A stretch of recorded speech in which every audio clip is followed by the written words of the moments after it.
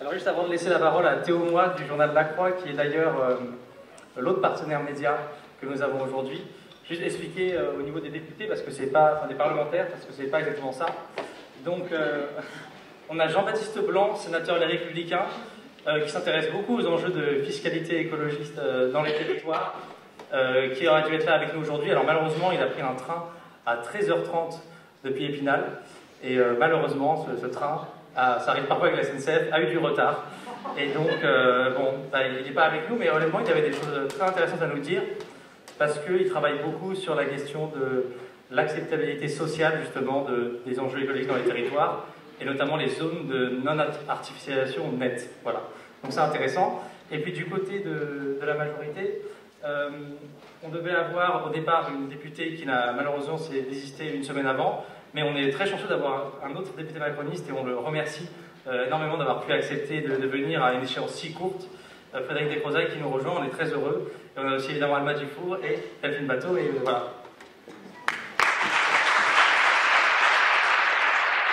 Bonjour à tous, merci d'être encore là. Je me présente très rapidement, je m'appelle Théo Moy, je suis journaliste au quotidien La Croix. Donc on est aussi partenaire de cet événement. Je ne sais pas si vous avez vu à l'entrée, il y a plusieurs exemplaires du magazine, de notre magazine de la fin de semaine qui s'appelle La Croix l'Hebdo et qui a été consacré cette semaine à des sujets qui nous intéressent aujourd'hui. Donc n'hésitez pas à vous en saisir en partant. Par ailleurs, si vous êtes étudiant ici, il y a aussi le numéro de La Croix du jour qui est très directement... qui traite très directement des questions qui nous intéressent aujourd'hui, puisqu'il y a un grand entretien avec M. Pouyanné qui répond très concrètement à des questions qu'on se pose tous. Qu'on se pose tous, ouais, c'est ça. Et par ailleurs, il y a aussi des choses très intéressantes sur des mobilisations de militants climatiques de plusieurs religions contre notamment la GTOTA, etc. Donc voilà, je vous invite aussi à lire de La Croix du jour qui est à l'entrée de Sciences Po encore. L'objet de cette table ronde, très simplement, c'est de confronter tout simplement trois représentants de la nation, trois députés, à toutes les questions qu'on s'est posées aujourd'hui, toutes les propositions qui émergent, et aussi très concrètement, pour commencer, à l'idée de décroissance. Donc on va commencer par là. J'aimerais commencer par Delphine Bateau, parce que vous êtes aujourd'hui députée des Deux-Sèvres pour Génération Écologie. Et vous avez été ministre de l'écologie sous François Hollande avant de quitter le gouvernement. Et vous êtes peut-être une des très rares, voire la seule en France, à avoir porté politiquement un projet de décroissance. Vous l'avez fait en 2019 aux élections européennes. Vous l'avez fait aussi à la primaire écologiste de 2021, où vous êtes arrivé 3e avec 21% des voix. 22% des voix. C'est encore mieux. En politique, 1%, ça compte. Hein. C'est très important. Donc ma question est très simple, comment vous êtes devenue décroissante et surtout comment vous avez décidé de porter un projet en assumant ce mot de décroissance qui est quand même encore aujourd'hui porteur d'une forme de stigmate négatif. Par nécessité, d'abord par réalisme, c'est-à-dire que pour rebondir peut-être sur ce que... Et puis merci de l'invitation à Intercapitae, mais pour rebondir à ce qui a été dit en introduction de l'après-midi, notamment par Camille Etienne, ce qui est utopiste, ce qui est fou, ce qui est irréaliste, c'est de penser qu'on peut continuer comme ça. Et qu'on peut continuer de courir après le mythe de la croissance matérielle en volume des activités humaines, dans le déni total des limites planétaires. Donc par réalisme et aussi par confrontation, un peu à l'image d'ailleurs de ce qu'a dit la Convention citoyenne pour le climat, lorsque les membres de la Convention citoyenne pour le climat ont été interrogés sur la question quel est le principal blocage, en fait, quel est le principal frein à l'action dans la lutte contre le réchauffement climatique, ils ont répondu l'obsession pour la croissance économique. Donc pour moi, ça a été évidemment un parcours d'engagement, de révolte sur l'écologie, sur l'antiracisme, sur le féminisme, qui à un moment donné débouche aussi sur beaucoup de lectures. Mais mon approche, elle n'est pas celle d'une intellectuelle, mais d'une dirigeante politique qui voit qu'à un moment donné, on ne peut pas seulement si vous voulez, se battre dos au mur sur la défensive, ici contre l'idée d'épandre les pesticides par drone, là contre le projet de Total en Ouganda, ailleurs contre les méga-bassines, à tel endroit contre une autoroute qui va détruire des arbres et des écosystèmes, et qu'à un moment donné, on a besoin d'ouvrir grande la porte de l'issue de secours et d'une envie de vivre autrement, et donc d'assumer une rupture, et donc d'assumer une nouvelle vision du monde qui est celle de la décroissance et qui est porteuse d'un nouvel imaginaire, d'une envie de vivre autrement, de donner plus d'importance aux liens humains, d'abolir les rapports de domination, d'abolir le patriarcat, etc., etc., etc. Voilà comment ça vient. Et peut-être juste pour faire écho à ce que disait Éloi Laurent en introduction, il disait la bataille des idées est gagnée, mais pas celle des institutions. Pour la prolonger, je dirais que quand on voit, par exemple, l'appel des étudiants de Sciences Po tout à l'heure, ou quand on voit ce qui se passe aussi aux quatre coins du pays, dans les territoires, quand on voit ce qu'a exprimé et ce qu'exprime la mobilisation contre la réforme des retraites en termes de rupture, avec l'idée d'une société dans laquelle notre projet de vie, ce serait de travailler, de consommer et de mourir. Quand on voit ça, en fait, on se dit qu'il y a des choses qui bougent en profondeur, et en même temps, on assiste à l'heure actuelle à une espèce de backlash contre l'écologie, d'une espèce d'union sacrée de tous les productivistes. Et donc la question qui est posée est effectivement une question politique, de prise du pouvoir, et que celles et ceux qui sont dans cette salle, qui sont dans les territoires, qui sont dans les quartiers dont il est question tout à l'heure, eh bien, deviennent députés à l'Assemblée nationale pour voter la loi sur la comptabilité qui a été posée tout à l'heure, comme beaucoup d'autres. Merci.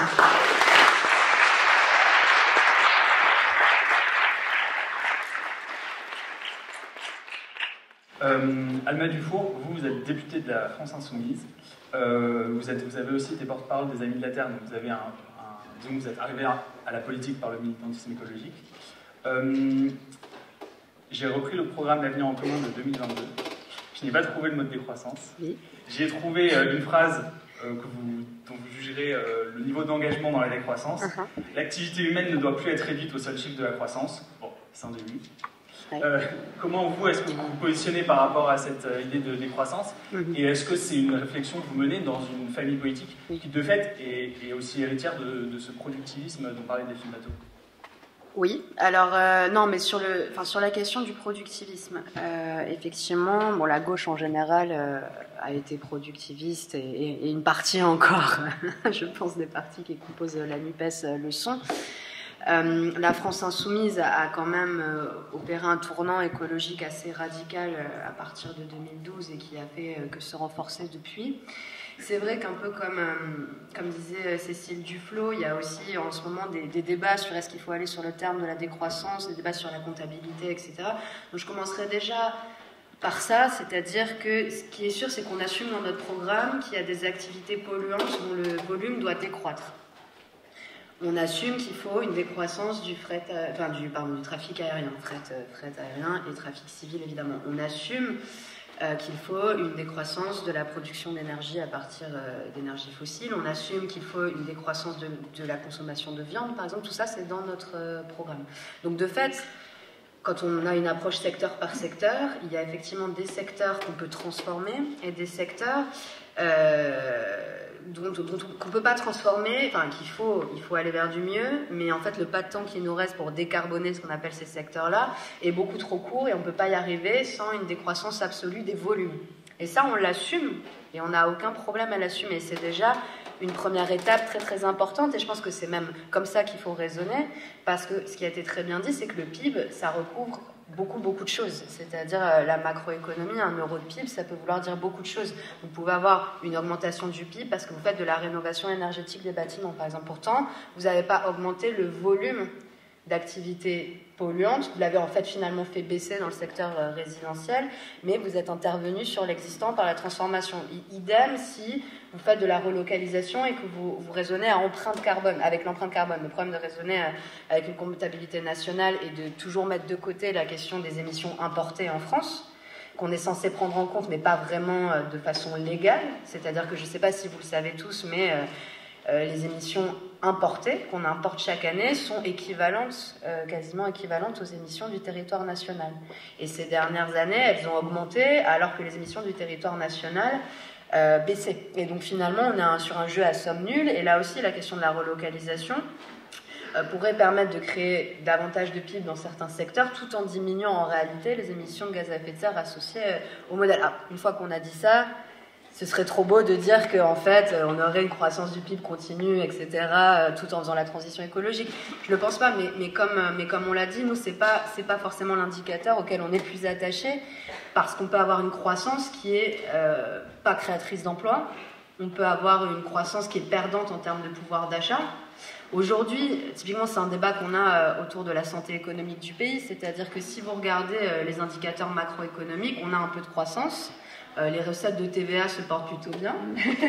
Mais en fait, si vous regardez, donc ça vous rend un peu bête la macroéconomie, c'est-à-dire que vous voyez des agglomérats de chiffres et en fait, quand vous demandez aux gens comment ils vivent de leur travail, ils vous disent qu'ils n'ont jamais autant sauté de repas. Aujourd'hui, quand on a un salarié en France, c'est des sondages qui le montrent, il y a 42% des personnes au SMIC qui sautent des repas, ce qui n'était pas le cas il y a 2 ans, il y a 3 ans. Donc on a une dégradation en réalité des conditions matérielles d'existence des Français qui ne, si vous regardez juste les chiffres agglomérés nationaux, n'apparaît pas. Donc ça, c'est très important aussi de dire, comme Cécile l'a très bien dit, que le PIB est quand même un indicateur assez bête et méchant et assez peu fin et peu complexe et qui finalement permet de lire des situations comme on l'entend. Ensuite, sur la question plus généralement au-delà des chiffres et au-delà de parler de croissance du PIB et décroissance du PIB, ce qui est sûr, c'est que on est rattrapé par la réalité de toute manière. C'est-à-dire que la crise écologique est bien entamée. On n'est plus simplement dans une projection des impacts à venir. On est aujourd'hui en France, évidemment ailleurs dans le monde encore plus, mais en France, sur des impacts qui sont quand même très sévères. Il y a 2 semaines, j'étais dans les Pyrénées-Orientales, donc on est allé voir les élus locaux de ces villages à qui on a dû distribuer des bouteilles d'eau potable. En fait, ils n'avaient plus d'eau potable et donc ils devaient distribuer des bouteilles d'eau à leur population. On est allé rencontrer des agriculteurs qui, il y a encore 1 an, arrosaient tous les jours leur plantation de fruits, d'abricots, etc. En plus avec des techniques déjà très économes en eau, c'est-à-dire du goutte à goutte, etc. Et là, aujourd'hui, ils arrosent plus qu'une fois tous les 10 jours. Non, mais je ne sais pas si vous vous rendez compte, et donc du coup, la moitié de la production est perdue. Et c'est-à-dire qu'on est arrivé au pied d'arbres où ils avaient fait tomber la moitié des fruits, et donc il y avait plein de fruits tout petits qui n'avaient pas encore eu le temps de pousser, qu'ils avaient été obligés de faire tomber, sinon les arbres allaient mourir parce qu'il n'y avait pas assez d'eau. Ça, c'est la réalité en France. Alors, heureusement, c'est pas dans tous les territoires comme ça, mais on est déjà sur une phase avancée dans certaines régions qui commencent à changer brutalement la conception de la vie des gens. Typiquement, les piscines, c'est fini. Il faut qu'ils trouvent des machines pour traiter l'eau, etc. Mais ce sera fini, ils n'ont plus le droit de remplir les piscines. Le barrage, il est quasiment à sec, on y allait, là où on se tenait. Normalement, l'eau nous arrivait au-dessus de la tête en temps normal. Donc ça, c'est la réalité. Le choc hydrique en France, il est déjà bien présent. Et donc, PIB ou pas PIB, la réalité, c'est qu'on va être sur une chute des gains de productivité qui est quand même assez énorme. Quoi qu'on en pense, en fait, la pénurie, les changements climatiques créent de la pénurie sur certaines ressources, notamment agricoles et l'eau. Elle est déjà en train d'arriver. Elle est déjà là. Et donc, en fait, c'est plus une question de choisir. C'est une question que c'est soit la sobriété, soit la pénurie. La sobriété, c'est gérer et anticiper pour essayer que la pénurie ait le moins d'impact négatif socialement sur la population. Et d'essayer de développer aussi, et ça c'est plutôt l'efficacité, etc., les ouvrages, etc., les innovations technologiques, parce qu'il y en a, heureusement, on peut quand même améliorer l'existant, qui nous permettent de réduire les effets de cette pénurie. Typiquement, voir comment on gère mieux l'eau sur les bassins agricoles, etc., etc. Pas les bassines, justement, c'était pas une bonne idée.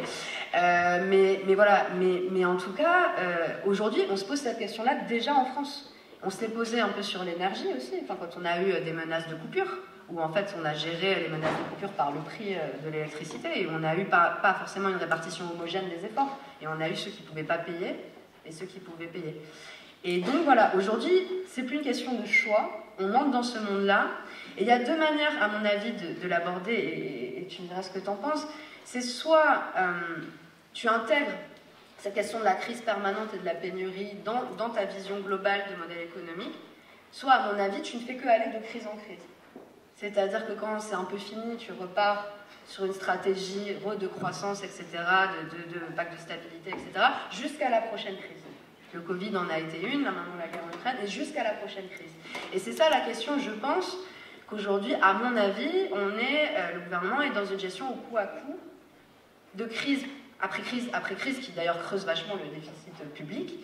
Et je ne lui reproche pas d'intervenir pendant le Covid avec le quoi qu'il en coûte, hein, je dis franchement, il fallait le faire. Mais du coup, c'est la question de est-ce qu'on est capable du coup, de se rendre compte que maintenant, on est entré dans la zone de turbulence et que notre modèle économique de croisière d'avant n'est plus adapté à ce qu'on est en train de vivre. Ouais. Merci. Frédéric de Crozaille, je vous permets de réagir si vous voulez, mais d'abord je vais quand même vous présenter très rapidement. Vous êtes agronome, je crois que vous êtes aussi diplômé de Sciences Po. Vous êtes député du Val-de-Marne pour Renaissance, après un engagement politique plutôt au centre-gauche. Et vous êtes mobilisé politiquement, notamment régulièrement en défense des agriculteurs, notamment sur leur rémunération, etc. Avec la question de la grande distribution qui est brûlante en ce moment. Ma question, et je vous laisserai développer, est très simple. Est-ce qu'on n'est pas finalement tous enferrés dans cet imaginaire du toujours plus et qui nous mettrait dans ces zones de turbulence?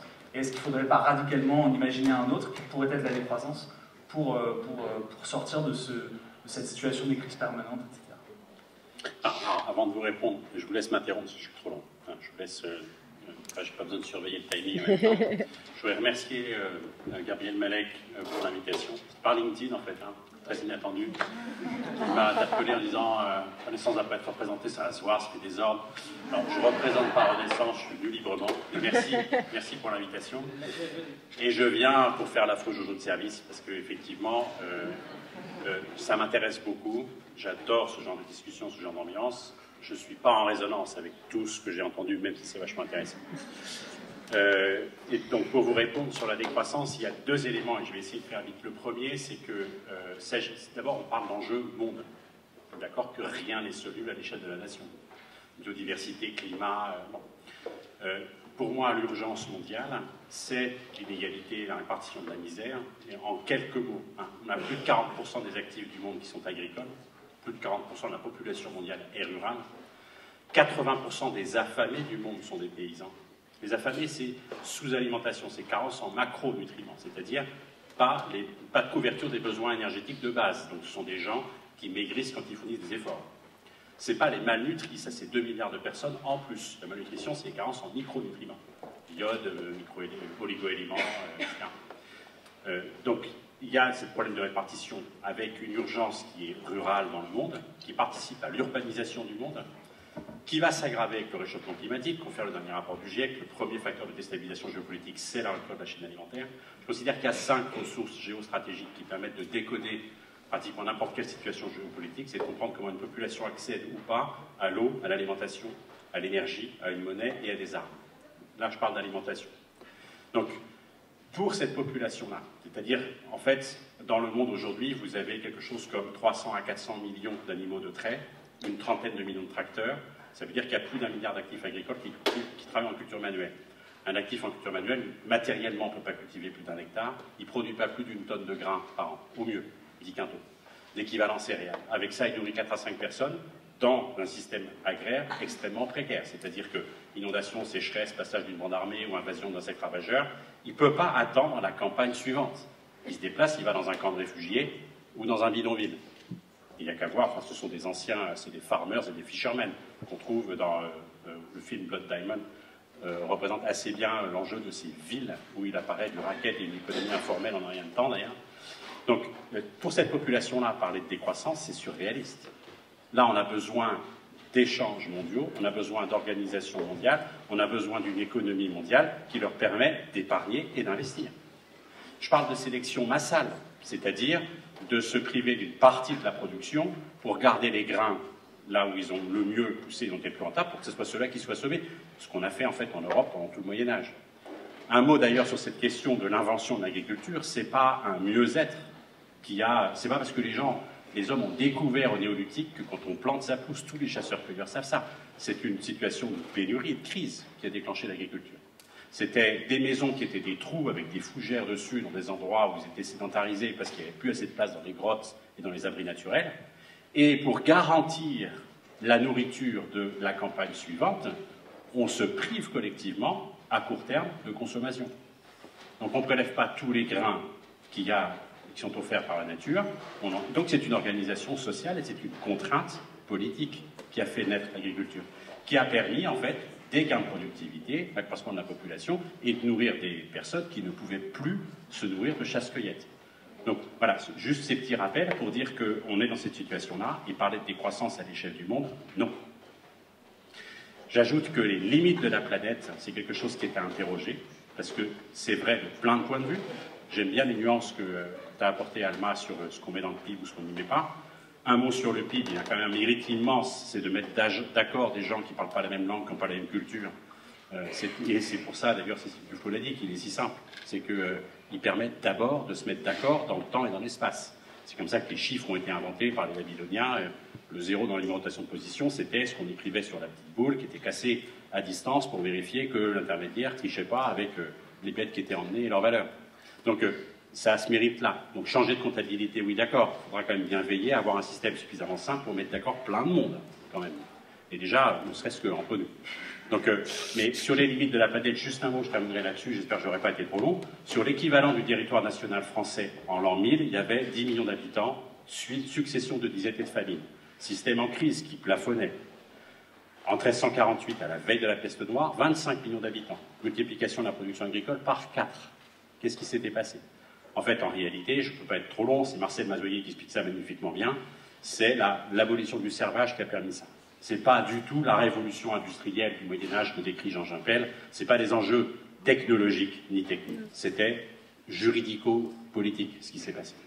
On est passé à 28 millions d'habitants au moment de la Révolution française, c'était assez chaotique, et à 40 millions d'habitants en un siècle, avec des rendements en blé qui sont passés de 8 à 12 quintaux par hectare en un siècle. Pourquoi? Parce qu'on a introduit des légumineuses, parce qu'on a supprimé la belle pâture, parce qu'on a modifié le statut de la propriété privée, qui était réclamé par les 3/4 des lettres de doléances parvenant à l'Assemblée nationale juste après la Révolution française.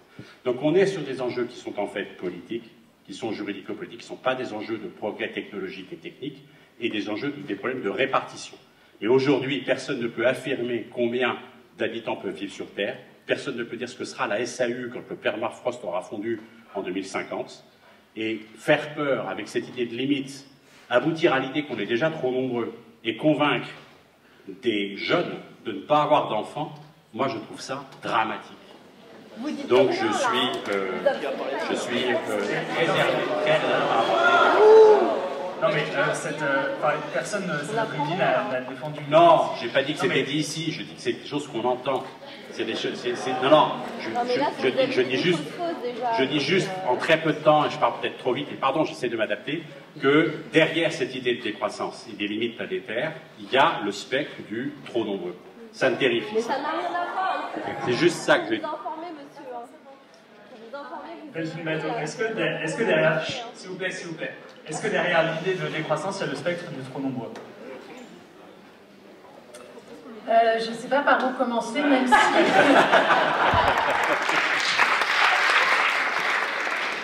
même si je pense que c'est courageux de venir. Voilà. Ça, c'est avant d'en prendre une. Mais en fait, le problème, c'est que les limites planétaires ne sont pas une idée, mais un constat scientifique. Et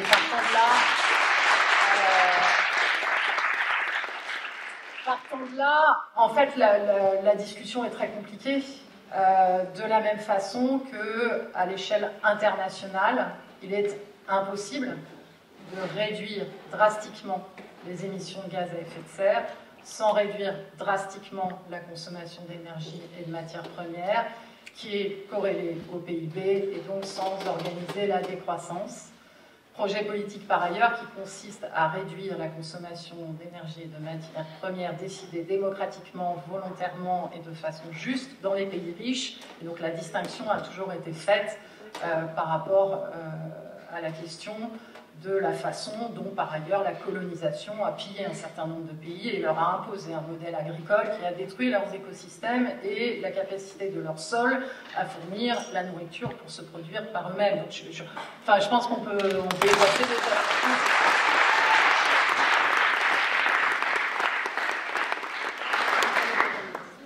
choses. J'ai pas répondu sur la démographie. Donc d'abord, je suis pas la mieux placée. Je veux dire, je prétends pas du tout.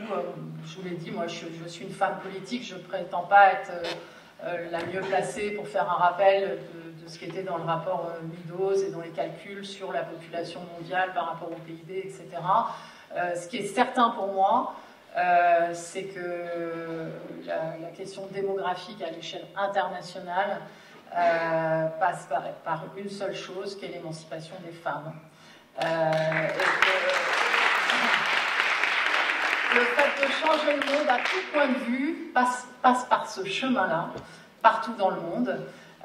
Et d'autre part, je ne sais pas si Cécile Duflot est encore là, mais je renvoie à tous les rapports de femmes notamment sur le fait, je ne sais pas si elle est encore là, Cécile, mais sur le fait que vous avez 10% de la population mondiale qui est à l'origine de 50% des émissions de gaz à effet de serre. Et donc en fait, notre problème collectif aujourd'hui, le problème du genre humain aujourd'hui, c'est pas d'abord un problème de trop grand nombre d'humains sur Terre, c'est d'abord un problème de répartition des richesses et de modèles de développement et de modèles de société.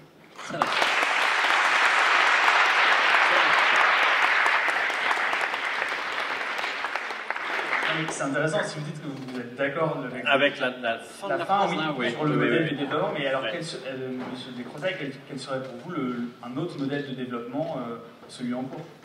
Alors, il y a deux points. Moi, je le dis humblement parce que je ne prétends pas du tout avoir les compétences des gens qui ont travaillé. J'ai appris beaucoup de choses tout à l'heure en venant, même si je suis arrivé un petit peu tard. Mais il y a deux points sur lesquels je m'interroge beaucoup. Le premier, c'est le système monétaire international, parce que je considère que c'est la boîte noire de ce qui nous a pété à la figure en 2008, qui explique tout le phénomène de financiarisation de l'économie qui est absolument indéfendable, qui est largement à l'origine de l'aggravement des inégalités. Ce système, juste pour le rappeler, parce qu'on n'en parle jamais, c'est pas Bretton Woods. Bretton Woods était en agonie dans les années 60, parce que les Américains avaient fait fonctionner la planche à billets et que le taux de couverture des liquidités à court terme des banques fédérales s'est effondré entre 1959, qui était de 100%, et début des années 70, qui était tombé à 11%.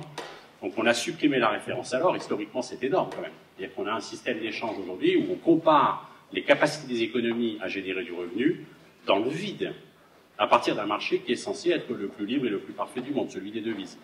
Effectivement, ce qui circule le mieux, le plus rapide, le plus vite, c'est l'argent. Et dans ce système-là, on a la contrainte d'un pouvoir monétaire qu'on n'a plus, d'un pouvoir budgétaire qu'on n'a plus, d'un keynésianisme que seuls les Américains peuvent faire parce que le dollar est la seule monnaie du monde qui remplit la fonction de gage de valeur. Je rappelle qu'il y a trois fonctions d'une monnaie, moyen de paiement, unité de compte, gage de valeur. L'euro a rattrapé une unité de compte et moyen de paiement sur le dollar, donc il y a pas de parité, sur le gage de valeur, non. Donc en fait, pour moi, on est vraiment sur un enjeu de statut du FMI, qui ont été réformés en 1976 pour supprimer la référence à l'or et instaurer les taux de change flottants, et on est complètement prisonnier de ça. De ce point de vue-là, voilà. Et c'est ce qui nous oppose beaucoup à l'Assemblée, parce que je ne défends pas ce système. Je ne défends absolument pas ce système de financiarisation de l'économie. Je pense qu'on en est prisonnier, je pense que la gauche en 81 en a fait les frais avant le virage de la rigueur, c'est-à-dire qu'on ne peut plus faire de relance par la demande sans menacer la rentabilité des capitaux sur notre territoire, et que de ce point de vue-là, on a plus à convaincre et avoir des alliés à l'international qu'à se battre entre nous. Mais bon, enfin, c'est juste une approche. Et le deuxième point, qui sont super importants, Delphine, tu viens de le rappeler, démocratique, d'ailleurs c'est écrit dans tous les documents que vous mettez, démocratique, une nouvelle société, de nouveaux imaginaires, ça apparaît plein de fois dans vos documents, les nouveaux imaginaires à bâtir. Pour moi, ça manque de concret. Mais c'est intéressant, en tout cas, ça interpelle. Mais j'insiste, démocratique, juste. Vous faites référence à des conventions citoyennes, à des coopératives. Or, l'ensemble de ce qui est écrit ressemble beaucoup, quand même, à mes yeux, à voilà ce qu'il faut penser, et accessoirement, voilà comme il va falloir voter. Donc, c'est super intéressant d'avoir la contradiction. Je crois en la démocratie, je pense qu'elle est malade, et je pense que c'est super important d'essayer de voir comment est-ce qu'on peut la réparer, sans aller encore, pourquoi pas. Moi, je ne vais pas jusqu'à la 6e République, mais en donnant au Parlement plus d'autonomie. On ira discuter du programme de la France. Voilà, parce que, effectivement, l'enjeu, ça va être encore, je reprends l'exemple du PIB, comment on se met d'accord. C'est-à-dire qu'avant de savoir qu'est-ce qu'il faut faire, il va bien falloir être unis par la façon de prendre des décisions. Et ça, c'est très très esquinté aujourd'hui en France. D'où la crise de confiance dans les élus, les institutions, etc. Donc voilà, pour moi, il y a le pan système monétaire et démocratie qui sont indispensables à la réflexion qui a été conduite. Alma Dufour, je vous laisse réagir. Non, mais je vais juste rebondir sur quelque chose parce que tu viens d'ouvrir quand même un champ. Apparemment, quelqu'un a dit au début que de cette conférence, au début de la journée, que la bataille des idées était gagnée. Non, mais alors là, c'est pas, je vais pas référer. Ah non, en plus, non. Ce que je vais dire est beaucoup plus. Moi, j'ai choisi de me présenter sur un territoire qui est pas simple, en Seine-Maritime. C'est une zone industrielle, la banlieue de Rouen, une périphérie. Et alors, la bataille a avancé parce que les gens sont conscients de l'urgence climatique. Mais la croyance qu'on y peut quelque chose à notre échelle de pays notamment, justement, parce que ce que tu dis est vrai, les gens en ont conscience que c'est un jeu international et qu'on est dans la théorie des jeux et que tu peux avancer dans un pays mais en fait pas avoir du tout de garantie que tu en verras les bénéfices chez toi puisque le climat est forcément mondial. Et la croyance aussi que l'écologie va être quelque chose qui va leur enlever du pouvoir d'achat est quand même très très très répandu encore chez les classes populaires dans certains milieux, mais parce qu'ils ont une histoire aussi particulière et l'histoire de ne pas avoir d'alternative, l'histoire qu'on leur demande d'arrêter d'utiliser leur voiture ou plutôt d'en changer en ce moment avec les zones à faible émission mais qui n'ont pas forcément de moyens de faire autrement, l'histoire aussi d'usines qui ferment avec des grandes multinationales qui se cachent derrière l'écologie par moment pour justifier qu'ils ferment l'usine comme des raffineries par exemple qui en fait vont juste ouvrir à l'autre bout du monde. Et donc moi j'encourage aussi, et j'en parle souvent aux gens d'Alternativa, aux militants climat, d'essayer d'aller militer dans d'autres territoires parce qu'en vrai c'est pas vrai que la bataille elle est si gagnée que ça. Et que si on la gagne pas dans les institutions, c'est aussi parce qu'il y a des gens qui sont que la crise écologique, ils en sont conscients, mais elle les angoisse et ils voient pas la théorie du changement et la capacité à gagner en fait. Et ça, c'est vraiment très très important à rappeler. Et on a encore beaucoup de chemin à faire. Et notamment, j'étais assez marquée par le fait que la guerre en Ukraine et la crise de l'énergie n'est pas donné plus, et ça, là pour le coup, je le reproche aux médias notamment, d'analyse plus profonde de ce que va représenter en termes de coûts pour le pouvoir d'achat justement notre dépendance aux énergies fossiles. Et comment en fait les pays qui s'en sortiront le plus tôt, au-delà même du climat, auront un avantage aussi en termes de résilience face aux chocs extérieurs, parce que les crises maintenant sont géopolitiques, les ressources, même si on a trop de pétrole encore par rapport à ce qu'il faudrait ne pas consommer pour le climat, mais en fait on commence à avoir des tensions géopolitiques très très sérieuses sur le sujet, un réalignement de la géopolitique de l'énergie assez fort avec l'Arabie Saoudite et ses décisions ces dernières semaines, enfin dont personne ne parle, mais enfin qui est quand même qui questionne, et là je trouve qu'on a encore beaucoup d'efforts à faire dans la bataille culturelle pour montrer qu'aujourd'hui, et avec les pénuries que je décrivais, etc., l'écologie, en fait, est un allié pour les classes populaires. Pas que ces histoires de les gens qui vivent près des périphes, les ouvriers qui ont des pollutions industrielles et qui en meurent le plus. Ils le savent très bien, ils n'ont pas besoin de nous pour leur dire qu'ils sont victimes aussi de la pollution environnementale. Mais par contre, ce truc-là, que ça va nous permettre de nous libérer, je pense que c'est vraiment un discours qu'il faut porter plus. Et voilà, et donc je vous encourage à le faire et à, si vous voulez, vous installer dans des endroits comme chez moi. On est très sympas et on a beaucoup de choses à faire. Et les appartements sont moins chers. Ah oui, alors là, oui, pour le coup, Elbeuf, c'est hors compétition. Vous pouvez vous loger dans des duplex pour rien. Madame Bateau, peut-être sur cette question de la manière dont la crise écologique et les idées qui naissent comme la décroissance se heurtent finalement aux institutions démocratiques en place, etc. Quelle est la question? Est-ce que pour vous c'est un vrai... Est-ce que quand on porte la décroissance, qui est un projet de société alternative complet, à un moment on se dit mais en fait c'est impossible d'appliquer, comment on va, même en arrivant à pouvoir l'installer, etc. Vous voyez ce que je veux dire? En fait, en voyant le projet que les décroissants doivent porter nos sociétés, je me dis mais c'est très bien, mais en fait c'est une utopie dont on est extrêmement loin. Et il y a un système démocratique en place avec les partis. On a l'air très loin de tout ça. Est-ce que pour vous, comment vous vous confrontez à cette question démocratique? Pour moi, le nouvel horizon de la décroissance peut être majoritaire en France. Et c'est ce à quoi il faut travailler. Si nous ne voulons pas être en permanence dos au mur, à perdre des combats qui sont des combats fondamentaux, et si nous ne voulons pas nous retrouver avec l'extrême droite au pouvoir. Parce que dans la montée de l'extrême droite, un des éléments d'explication, c'est aussi que depuis des décennies, toutes les formations politiques ont le même programme politique. Le programme, c'est le retour de la croissance. Alors pour les uns, par le ruissellement, pour les autres, par la relance de la consommation populaire.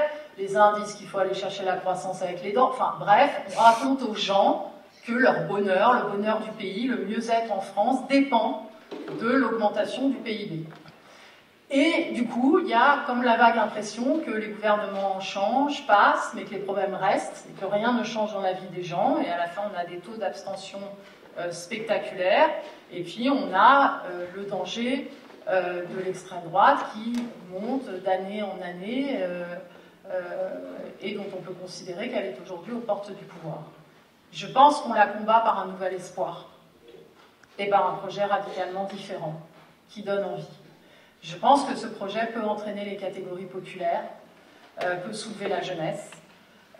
Moi, je suis dans un territoire rural qui n'est pas un territoire de bobos, et où, en fait, je constate des entrées en décroissance assez massives.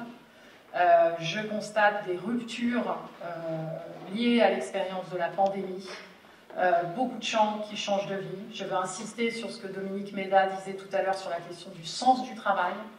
Je veux insister aussi sur la façon dont, en fait, des démarches extrêmement pragmatiques qui sont en fait vertueuses sur un plan écologique et qui sont de fait décroissantes, voient le jour par des enjeux de lutte contre la vie chère et de lutte contre l'inflation, donc par la porte d'entrée sociale, et non pas en fait par la porte d'entrée de il faut faire ça parce que ce serait bien pour l'écologie, hein, mais répondent à une nécessité, répondent à un besoin, apportent une solution à un problème et permettent de vivre mieux en payant moins cher. Bon, ça, c'est une réalité de terrain. Donc moi, je suis plutôt dans cette perspective là, et je crois que la question qui est posée pour l'ensemble des forces qui voudraient construire une alternative heureuse pour la France, c'est d'être porteuse d'un projet qui assume la décroissance sur le fond et qui assume donc une rupture à la fois avec le capitalisme tel qu'on le connaît, mais aussi avec des formes passées dont il faut retenir évidemment l'enjeu de volonté de justice sociale et d'émancipation, mais qui ne passe pas par la relance de la consommation et par l'augmentation de la production. Il nous reste 2 petites minutes. Alors, est-ce que... Je croyais qu'on devait parler de la pub. Bah oui, ah bah, vous savez quoi? Vous avez chacun 45 secondes pour nous dire s'il faut interdire la pub et pourquoi. Alors, je commence? Ouais. Bah oui, parce qu'en fait, c'est le cœur du problème sur le contrôle des imaginaires, en fait, sur le conditionnement des imaginaires. C'est le tabassage de 1500 à 2000 messages par jour, à l'insu de nos pleins grés, pour nous dire que le bonheur est dans la consommation. Donc c'est fondamental. Et puis en plus, donc là aussi, la notion de progrès technologique, ce sont maintenant, vous savez, les écrans numériques publicitaires, qui utilisent un mécanisme que nous avons tous, qui est un réflexe ancestral, pour pouvoir fuir si jamais on est attaqué par le côté. On a un truc qui s'appelle la vision périphérique. Et donc tous les écrans numériques de publicité captent automatiquement, sans qu'on s'en rende compte, notre vision périphérique et sont en train d'être équipés de caméras intelligentes qui permettent, la technologie permet déjà, c'est pas encore autorisé en France, de constater que vous êtes un homme et une femme, donc on va vous mettre telle ou telle publicité, que vous avez environ tel âge, donc on peut diffuser, vous voyez, adapter, et même voir un peu qu'est-ce qu'il exprime comme émotion votre visage, pour savoir si vous êtes plus dans un moment où il faut vous mettre une publicité de fun ou de voilà. Donc pour ceux qui ont lu Les Furtifs de Damasio, on est excellent, que je conseille. On est dans des potentiels. On est dans une augmentation de la puissance d'influence de la publicité. Et publicité qui répand le poison du consumérisme et ajoute à la pauvreté la frustration. Et donc je finirai par une page de pub pour le Festival de la décroissance qui a lieu fin juillet dans les Deux-Sèvres.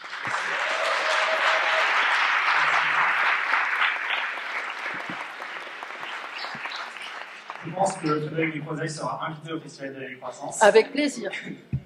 Est-ce que vous voulez répondre sur la publicité Alors, très rapidement, parce que c'est normal que Delphine parle plus longuement de ce sujet, c'est quand même son truc. Et très rapidement, l'interdire, non. La réguler, oui, avec une distinction information-publicité, qui est une distinction juridique qui est à conduire au niveau européen, et en favorisant la communication collective, les marques collectives, je pense en particulier aux interprétations. Donc, je développe pas, mais voilà.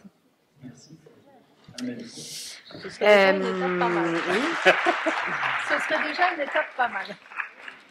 Non, mais je partage beaucoup de ce qui a été dit par Delphine.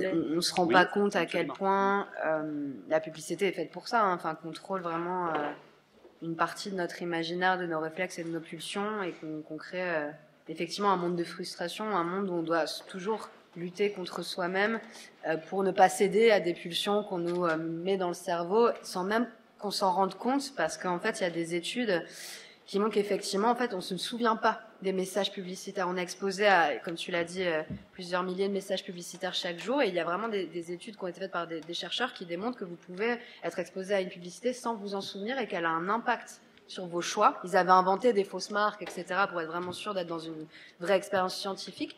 Et en fait, les personnes ne se souvenaient pas de ce qu'elles avaient vu, et pourtant, elles étaient orientées vers tel ou tel.